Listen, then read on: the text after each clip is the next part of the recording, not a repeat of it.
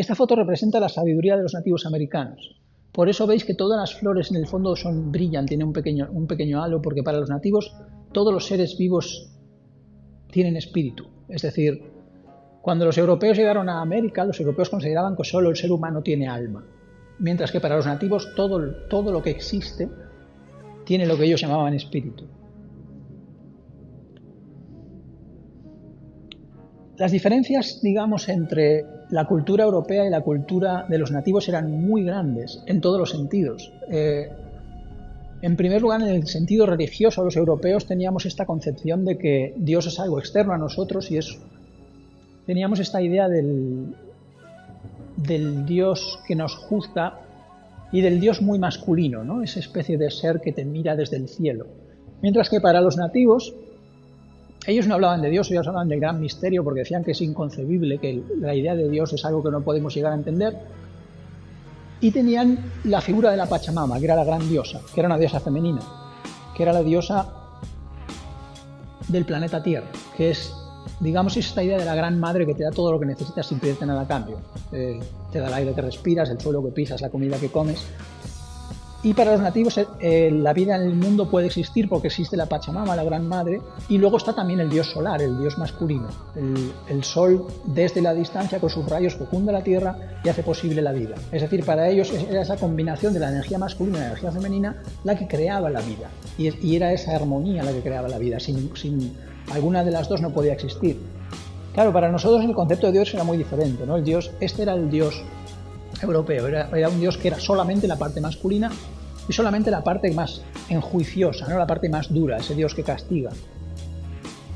Entonces, cuando llegó el monoteísmo a Europa, lo que sucedió fue que se perdió esta figura de la gran diosa madre, porque esta figura existía también en Europa. Para los griegos era Gaia.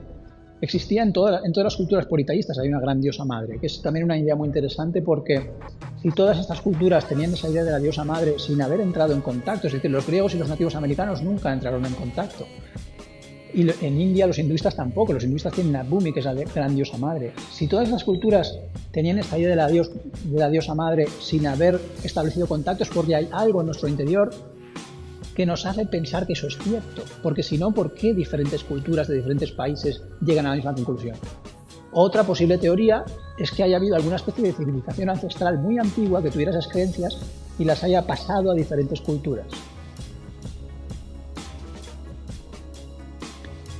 Entonces, para los nativos todo era sagrado y todo se encontraba en un equilibrio, es decir, todos los seres que existen en la Tierra pueden existir porque todos están interconectados. Nosotros podemos respirar porque hay árboles que nos dan oxígeno, porque hay alimentos que nos dan la comida y como tal somos frágiles, estamos interconectados al resto de la vida del planeta.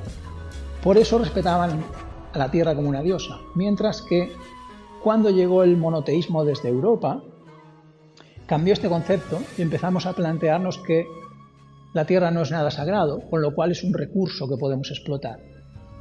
Esto creó una mentalidad y una forma de vida peligrosa e insostenible. Cuando hablamos del monoteísmo patriarcal, lo vemos como bueno, como una sociedad machista, ¿no? Como algo negativo, pero no somos conscientes de hasta qué punto eso afecta a nuestra vida. Es decir, el punto en el que estamos ahora del capitalismo descerebrado y el consumismo máximo es una consecuencia de esa creencia, es una consecuencia de olvidar la figura de la diosa madre. Y eso nos ha llevado a una forma de vida peligrosa, es decir, va mucho más allá de las diferencias o de la discriminación de género. En realidad es un sistema de vida peligroso porque es un sistema de vida que tiende al desequilibrio, porque solo tiene en cuenta una parte, no tiene en cuenta el todo. Y esa es la sabiduría ancestral que tenían los nativos. Los europeos cuando llegaron allí lo que les interesaba básicamente era el oro.